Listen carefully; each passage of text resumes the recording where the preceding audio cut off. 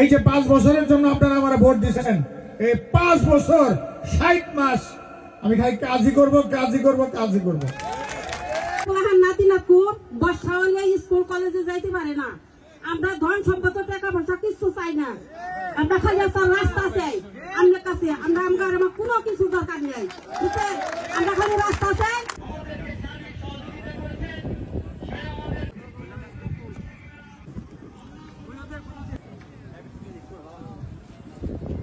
রাস্তা আমি পাকা করে দেব। আপনারা খুশি?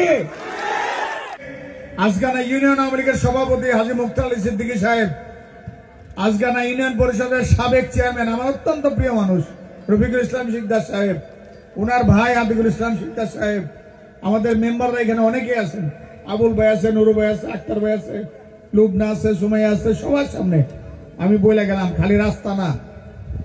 আমার আবুল ভাই একটা মাঠের কথা কইছে, আক্তার ভাই খেলার মাঠের কথা কইছে। আমি নির্বাচনের সময় ওয়াদা দিয়ে গেছিলাম ঈদগাহ মাঠের বাউন্ডারি করে দিব। রিয়াজ ভাই আছে কই? আমি আপনাদের সামনে কথা দিয়ে গেলাম, আমার নির্বাচনে যে কয়টা প্রতিশ্রুতি আমি দিছিলাম সব কয়টা প্রতিশ্রুতি এই 5 বছরের মধ্যে আমি পূরণ করে দিব।